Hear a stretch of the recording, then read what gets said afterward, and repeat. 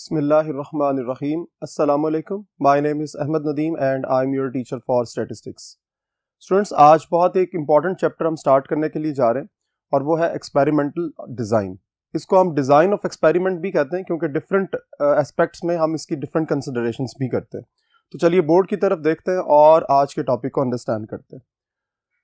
Design of experiment बहुत important research topic है। आप रियल लाइफ में जितनी भी रिसर्च कंडक्ट करते हैं अपने कंट्री के अंदर या किसी भी पर्टिकुलर सिटी के अंदर, तो उसमें डिज़ाइन ऑफ एक्सपेरिमेंट बहुत इंपॉर्टेंट रोल प्ले करता है।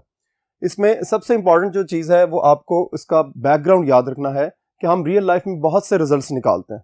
हम रियल लाइफ के अंदर बहुत सी इंपॉर्टेंट टेक्निक्स को इस्तेमाल करते हुए बहुत से इंपॉर्टेंट रिजल्ट्स की तरफ अपनी कंसिडरेशन शो करते हैं और फिर उसके मुताबिक अपने डिसीजंस लेते हैं, अपनी पॉलिसीज़ बनाते हैं। बहुत से कंट्रीज़ क्या करते हैं कि वो कोई ना कोई टेक्निक अप्लाई करने के बाद जो रिजल्ट आते हैं उसकी बेस पर पूरी नेक्स्ट ईयर की पॉलिसीज़ को जनरेट करते हैं। फॉर एग्जांपल, इसमें एक छोटी सी एग्जांपल यहाँ पुट अप की जा रही है कि comparison of yield of to varieties of wheat.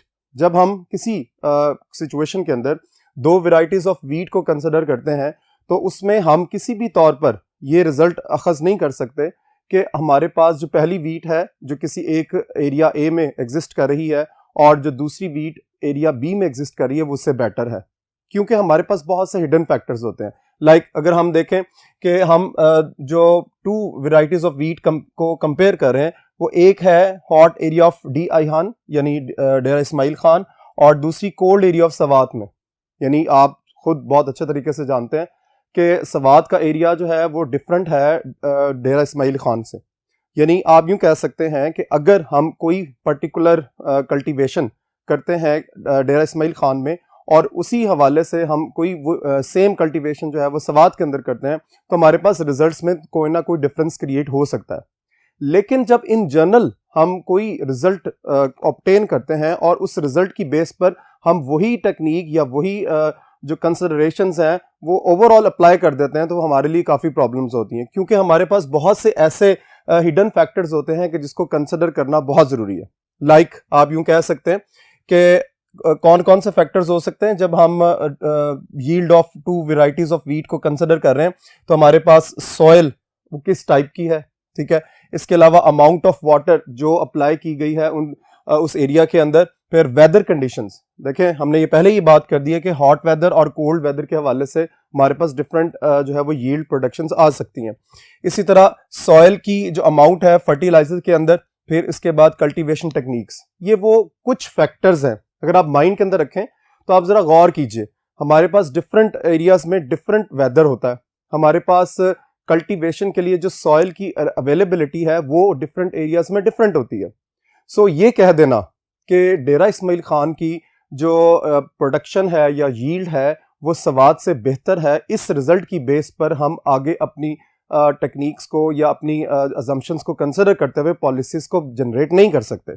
सो इसका मतलब ये है कि रियल लाइफ में जब भी हमने रिजल्ट्स को कंपेयर करना है तो हमेशा याद रखें कि हमें बहुत से फैक्टर्स को कंसिडर करना पड़ेगा और उन्हीं फैक्टर्स को जब हम कंसिडर करते हैं, इसी कंसिडरेशन के अंदर डिफरेंट एरियाज को फोकस करते हैं, उसी जो प्लान का नाम है that plan is known as design of experiment, ठीक है। यानी आप ये कह सकते हैं कि डिज़ाइन ऑफ एक्सपेरिमेंट एक ऐसा पर्टिकुलर पाथ है, एक ऐसी सिचुएशन है कि ऐसी मेथड है कि जिसके अंदर हम हिडन फैक्टर्स को कंसिडर करते हुए, उनको इंपॉर्टेंस देते हुए हम आगे की तरफ चलते हैं ताकि हम रिजल्ट्स को अच्छे तरीके से मैनेज कर सकें। यानी हम ये कह सकते हैं कि डिज़ाइन ऑफ एक्सपेरिमेंट हमें ये कहता है कि अगर आपने hot areas of D I Khan और कोल्ड एरियाज ऑफ सवात में यील्ड की प्रोडक्शन जो आपकी टू वेराइटीज ऑफ वीट है या कोई और मे बी राइस हो सकता है, मे बी फ्रूट की प्रोडक्शन हो सकती है, अगर आपने उनको कंपेयर करना है तो फिर आपको ये जो फैक्टर्स यहाँ पर मेंशन्ड हैं, soil, amount of water, weather, amount of fertiliser, cultivation techniques, इन सब को कांस्टेंट रखना पड़ेगा। यानी वेदर कंडीशंस को हमें कंसिडर करना पड़ेगा, एक जैसा रखना पड़ेगा। हमें अमाउंट ऑफ वाटर जो अप्लाई की गई डी आई खान में, उसी तरह की हमें जो है अमाउंट ऑफ वाटर जो है वो सवात में देनी पड़ेगी। हमें जो है वो cultivation techniques, sometimes cultivation techniques इस तरह की होती हैं कि वो प्रोडक्शन को इंक्रीज कर देती हैं। सो कल्टीवेशन टेक्निक एक जैसी रखनी पड़ेगी। यानी ये सारे फैक्टर्स को कांस्टेंट करते हुए फिर हम जब रिजल्ट्स को कंपेयर करेंगे देन वो रिजल्ट्स जो है वो इस काबिल होंगे कि हम आगे फ्यूचर की प्लानिंग कर सकें। नेक्स्ट बोर्ड की तरफ चलते हैं और डिजाइन ऑफ एक्सपेरिमेंट की कुछ इंपॉर्टेंट टर्म्स को अंडरस्टैंड करते हैं। जी, बेसिक टर्म्स में सबसे इंपॉर्टेंट जो टर्म है वो है ट्रीटमेंट। इसको इंग्लिश के कॉन्टेक्स्ट में भी अंडरस्टैंड कर सकते हैं, लेकिन ट्रीटमेंट जो है डिजाइन ऑफ एक्सपेरिमेंट्स के अंदर बड़ा इंपॉर्टेंट रोल प्ले करती है। अगर आपको ट्रीटमेंट की अंडरस्टैंडिंग बिल्टअप हो गई है तो समझ लीजिए कि आपका डिजाइन ऑफ एक्सपेरिमेंट ऑलमोस्ट 50% जो है वो क्लियर हो गया है, क्योंकि जब तक ट्रीटमेंट की क्लैरिटी आपके माइंड के अंदर नहीं होगी आप इसको अंडरस्टैंड नहीं कर सकते। लाइक अब ट्रीटमेंट क्या है? A thing whose effect is measured and compared with others. बहुत इंपॉर्टेंट टर्म है, बहुत ध्यान से समझना है कि एक ऐसी चीज जिसके इफेक्ट को आप मेजर कर रहे हैं और फिर उसी को कंपेयर भी कर रहे हैं। अब क्या चीज अफेक्ट कर रही है और क्या चीज मेजर कर रहे हैं, इसमें डिफरेंट हम एक्सपेरिमेंट्स को कंसिडर कर सकते हैं, डिफरेंट एग्जांपल्स को ले सकते हैं। पहली एग्जांपल है the test of effect of feed on cows. यानी हम एक हमारे पास यूं कह लीजिए कि एक बल्क ऑफ काउज का अवेलेबल है, एक ब्लॉक है अवेलेबल, वहां पर हम उसको फीड करवा रहे हैं। ये जो प्रोसीजर है, अब जरा इसको समझना, आपने अंडरस्टैंड करना है। मेडिसिन ऑन पेशेंट्स, कि हमारे पास एक मेडिसिन है जो हम डिफरेंट पेशेंट्स पर अप्लाई कर रहे हैं और फिर उसके रिजल्ट्स को देख रहे हैं कंपेयर्ड विद अदर्स। यानी आपने मेडिसिन को एक जो है पेशेंट पे अप्लाई किया, दूसरे पेशेंट पे अप्लाई किया और आप आपस में कंपेयर कर रहे हैं। फिर उसके बाद टीचिंग मेथड्स ऑफ स्टूडेंट्स, ठीक है, यानी हम डिफरेंट टेक्निक्स अप्लाई करते हैं डिफरेंट स्टूडेंट्स के ऊपर और फिर उस टेक्निक को अप्लाई करने के बाद कंपैरिजन करते हैं। तो ये जो सिचुएशन है, अब इसमें जरा देखना है कि ट्रीटमेंट क्या चीज है। ट्रीटमेंट इज फीड्स, ठीक है, मेडिसिन, टीचिंग मेथड्स। जरा गौर करना है आपने बहुत इंपॉर्टेंटली कि किसी पर्टिकुलर टेस्ट या किसी पर्टिकुलर एक्सपेरिमेंट के अंदर जो एक्चुअली सिचुएशन इन्वॉल्व है, यानी आप यूं कह लीजिए कि जिसका दारोमदार है पूरी के पूरे एक्सपेरिमेंट के ऊपर, यानी हम मेडिसिन ऑन पेशेंट्स को अगर आप देख रहे हैं तो पेशेंट का इंडिविजुअली कोई किरदार नहीं है जब तक मेडिसिन हमारे पास अवेलेबल नहीं है। यानी मेडिसिन जो है वो बहुत इंपॉर्टेंट रोल प्ले करेंगी उसके इफेक्ट को चेक करने के लिए। सो इसलिए बी केयरफुल, हमें यहां पर इफेक्ट को माइंड के अंदर रखना है। सो जो चीज अफेक्ट कर रही है, ठीक है, उसको हम, और फिर उसके बाद जो रिजल्ट आ रहा है फिर हम उसके कंपैरिजन की तरफ जाते हैं। यानी अफेक्शन के हवाले से हम देखेंगे कि फीड्स या मेडिसिन या इसके अलावा टीचिंग मेथड्स। देखें, आप भी बहुत अच्छे तरीके से जानते हैं कि आपकी क्लास में बहुत से स्टूडेंट्स होते हैं जिसको एक पर्टिकुलर जो प्रेस्क्राइब्ड कन्वेंशनल मेथड है वो आमतौर पर उनसे उनको समझ नहीं आता, ठीक है। अब लेकिन कुछ स्टूडेंट्स होते हैं उसी क्लास में उसी मेथड के साथ बहुत अच्छा परफॉर्म कर रहे होते हैं। सो मेथड जो है जिसके तहत स्टूडेंट को अंडरस्टैंड करना है, वो मेथड जो है उसको हम ट्रीटमेंट कहेंगे, क्योंकि वही इफेक्ट कर रहा है। इसी तरह फिर हम लोग टीचर, बीइंग अ टीचर, मेरे पास भी बहुत सी ऐसी सिचुएशंस आती हैं रियल लाइफ में कि मैं अगर मुझे लगता है कि मेरे कुछ स्टूडेंट्स जो हैं वो एक खास मेथड से अंडरस्टैंडिंग को बिल्टअप नहीं कर पा रहे, तो मैं फिर उन स्टूडेंट्स के लिए थोड़ा सा मेथड चेंज कर देता हूं। फिर आप गौर कीजिए कि एक्चुअली मेथड को चेंज करने से क्या हम देखते हैं कि चेंज आया है स्टूडेंट की लर्निंग के अंदर। सो मेथोडोलॉजी जो है वो बहुत इंपॉर्टेंट हो जाएगी उस पर्टिकुलर सिचुएशन में कि जिसमें स्टूडेंट को अंडरस्टैंड करना है और अपने ग्रेड्स को इंप्रूव करना है।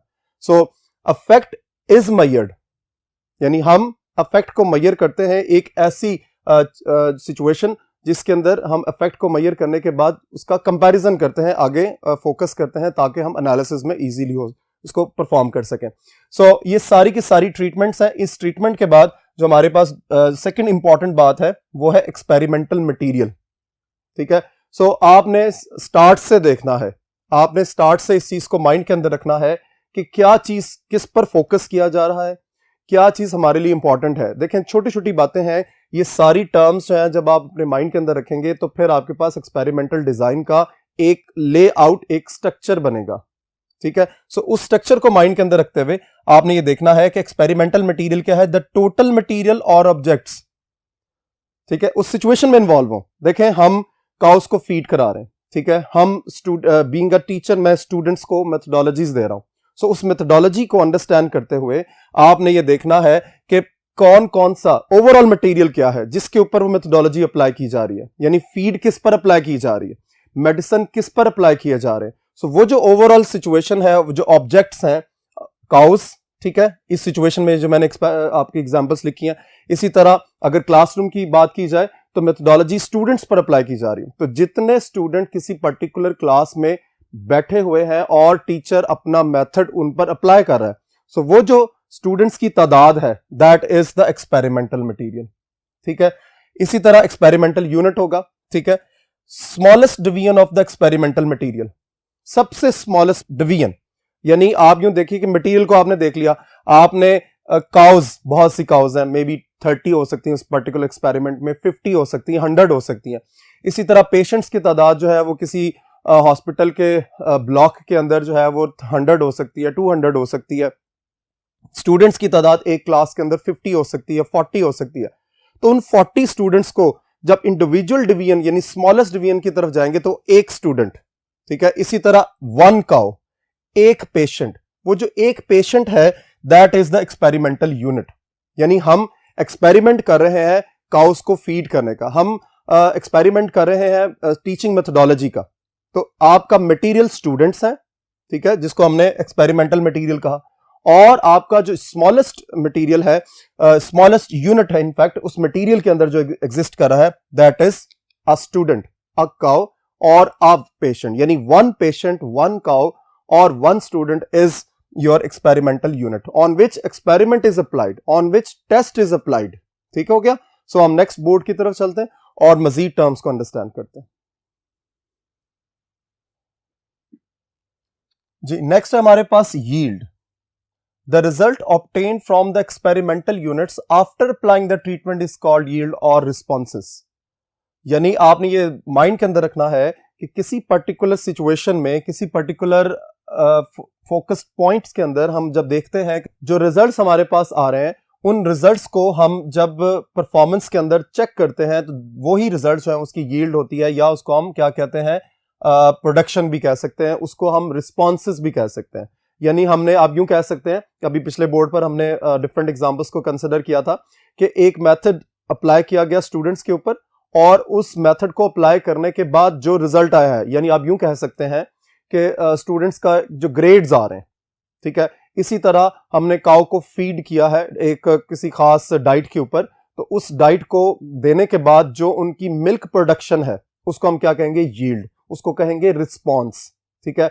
इसी तरह पेशेंट को मेडिसिन देने के बाद जो उसकी डिजीज के अंदर हमें रिकवरी मिल रही है, ठीक है, या रिकवरी नहीं मिल रही, दोनों सूरतों में रिजल्ट की बात जब भी हम करेंगे तो इसका मतलब हरगिज ये नहीं होगा कि हम जो है वो पॉजिटिविटी की बात करें।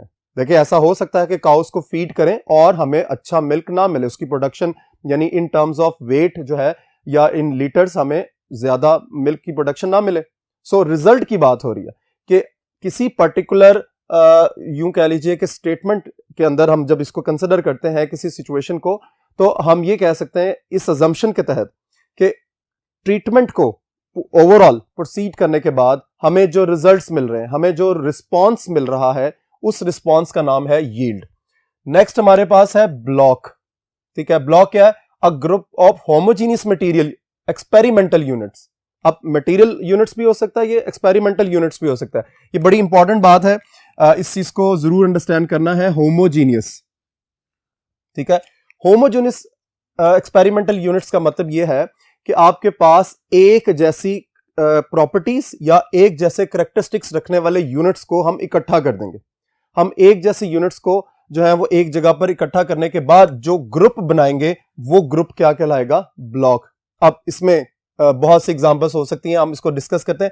लैंड ऑफ सेम फर्टिलिटी, यानी हम किसी एरिया में कल्टीवेशन कर रहे हैं, ठीक है, हमें अंदाजा है कि फॉर एग्जांपल 2 किलोमीटर्स 3 किलोमीटर्स का एक डिस्टेंस है, या हम अगर इसको हेक्टर्स में मेजर करें या हम यूं कह स्क्वायर फीट में मेजर करें, तो हमें अंदाजा होता है कि किसी पर्टिकुलर जगह से हमें ज्यादा उसकी प्रोडक्शन आ रही है, किसी खास एरिया से कम आ रही है। तो वो जो एक ज्यादा वाला पोर्शन उसको हम अगर बंद कर देते हैं किसी फेंस के साथ, तो वो फेंस क्या कहलाएगा, ब्लॉक। क्यों? क्योंकि उसके अंदर फर्टिलिटी का रेशो या रेट जो है वो सेम है। स्टूडेंट ऑफ सेम एज, ठीक है, यानी हम किसी जगह पर टेस्ट अप्लाई कर रहे हैं, ठीक है, तो उसमें डिफरेंट एजेस के स्टूडेंट्स अगर अवेलेबल हैं, हम देखते हैं और हर एज ग्रुप को अलग कर देते हैं। यानी हम ये कह सकते हैं कि 5 to 9 का हम एक ग्रुप बनाते हैं तो वो ब्लॉक कहलाएगा। इसी तरह 10 से लेकर 15 तक का एक एज ग्रुप जो स्टूडेंट्स का उसका पोर्शन अगर अलग कर देते हैं दैट इज ब्लॉक। ठीक है, सो होमोजीनियस का मतलब ये है कि हमारे पास सेम कैरेक्टरिस्टिक्स के जो यूं कह लीजिए कि यूनिट्स जहां जहां अवेलेबल होंगे उसको जब इकट्ठा करेंगे तो वो जो ग्रुप है वो क्या कहलाएगा, ब्लॉक। उसके बाद है यूनिफॉर्मिटी ट्रायल्स। अच्छा, यहां एक बड़ी इंपॉर्टेंट बात भी शेयर करता चलूं कि blocks are made by uniformity trials. यानी हम यूं कह सकते हैं कि यूनिफॉर्मिटी जो ट्रायल्स है उसकी बेस के ऊपर हम ब्लॉक्स को बनाते हैं। यूनिफॉर्मिटी ट्रायल्स को हम जो है वो ब्लॉक्स की वजह से या ब्लॉक के जरिए बनाने की कोशिश करते हैं ताकि हमारा ब्लॉक जो है वो ज्यादा से ज्यादा होमोजीनियस हो सके। अब यूनिफॉर्मिटी ट्रायल्स क्या है? A trial in which same treatment is given to all experimental units. बड़ी इंपॉर्टेंट टर्म है ये भी कि एक ऐसा ट्रायल कि जिसमें हम सेम ट्रीटमेंट जो है वो देते हैं किनको? एक्सपेरिमेंटल यूनिट्स को। यानी हम एक्सपेरिमेंटल यूनिट्स में आप देखें, एक्सपेरिमेंटल यूनिट माइंड के अंदर रखने हैं कि हमारे पास स्टूडेंट्स एक्सपेरिमेंटल यूनिट है, हमारे पास काउज, फीडिंग ऑफ काउज के अंदर एक्सपेरिमेंटल यूनिट्स हैं। अगर हम इन सब यूनिट्स को सेम ट्रीटमेंट अप्लाई करते हैं तो उसको हम कहते हैं यूनिफॉर्मिटी ट्रायल। यानी इसका मतलब यह है कि ऐसा नहीं है कि हम डिफरेंट ब्लॉक्स को डिफरेंट जो है वो ट्रीटमेंट्स दे दें और फिर हम कहेंगे जी ये रिजल्ट्स जो है हमें आ रहे हैं। नो, हमें एक जैसी सिचुएशन रखनी है, हमें एक जैसी ट्रीटमेंट अप्लाई करनी है ताकि हमें रिजल्ट्स के बारे में अंदाजा हो सके। अब जब हम अप्लाई करते हैं तो फिर क्या होता है? Experimental unit of same performance is consider as block. यानी जरा गौर करना है कि हमारे पास डिफरेंट यूनिट्स हैं, हमने सेम ट्रीटमेंट अप्लाई किया। अब जब जो रिजल्ट आ रहा है हमारे पास, उस रिजल्ट की बेस के ऊपर हम जब डिफरेंट जो है वो एरियाज को बाउंडेड रीजन के अंदर ब्लॉक करेंगे तो वो हम क्या, उसको हम कहेंगे कि एक ब्लॉक। मसलन हमने एक क्लास के अंदर सेम मेथोडोलॉजी अप्लाई की। जरा गौर करना, बड़ी इंपॉर्टेंट एग्जांपल है कि एक एक्सपेरिमेंटल टेस्ट है, कोई हमने उस पर टेक्निक टीचिंग मेथोडोलॉजी के ऊपर अप्लाई किया। बहुत से स्टूडेंट्स क्लास के अंदर बैठे हुए और हर स्टूडेंट को सेम मेथड के साथ पढ़ाया गया। अब ऑब्वियसली आप भी इसको बहुत अच्छे तरीके से जानते हैं, कुछ स्टूडेंट्स का ग्रेड ए होगा, कुछ का बी होगा, कुछ का सी होगा। ठीक है, अब वो जो ग्रेड वाइज हम देखते हैं जी, A grade student roll number 5, 10, 15, 20। अब ये जो 4 स्टूडेंट्स हैं जिनका ग्रेड ए आया है, ये एक ब्लॉक हो गया। इसी तरह हम एक्सपेरिमेंटल जो ट्रीटमेंट्स हैं हमारे पास मेडिसिन के अंदर, वो भी हो सकती है कि हमने डिफरेंट जो है वो पेशेंट्स के ऊपर अप्लाई की मेडिसिन। अब जिस पेशेंट को हम देखते हैं कि उसकी रिकवरी 100% है, उसका एक ब्लॉक हो गया। जिन पेशेंट्स की रिकवरी जो है वो 80% है, उसका दूसरा ब्लॉक हो गया। यानी जब वो जो 80% वाले पेशेंट्स को इकट्ठा कर देंगे तो वो जो इकट्ठा करने से हमारे पास जो भी एक यूं कह लो कि ग्रुप बन रहा है, that group is called block. और वो ब्लॉक बन कैसे रहा, जरा गौर कीजिए, ड्यू टू यूनिफॉर्मिटी ट्रायल्स। यानी हम यूनिफॉर्मिटी ऑफ ट्रायल्स को कंसिडर करेंगे, अपने पास अपने माइंड के अंदर रखेंगे और टेस्ट के अंदर अप्लाई करेंगे। फिर हमारे पास जो रिजल्ट्स आएंगे, उन रिजल्ट्स की बेस के ऊपर जो सेम आपके पास रिजल्ट्स मिल रहे हैं, उन रिजल्ट्स को हम क्या कहेंगे? ब्लॉक। ठीक है, इंशाल्लाह नेक्स्ट लेक्चर में मुलाकात होगी। इसी तरह की कुछ और टर्म्स भी हम अंडरस्टैंड करेंगे ताकि एक्सपेरिमेंटल डिजाइन को, कॉन्सेप्ट्स को क्लियर किया जा सके। अल्लाह हाफिज।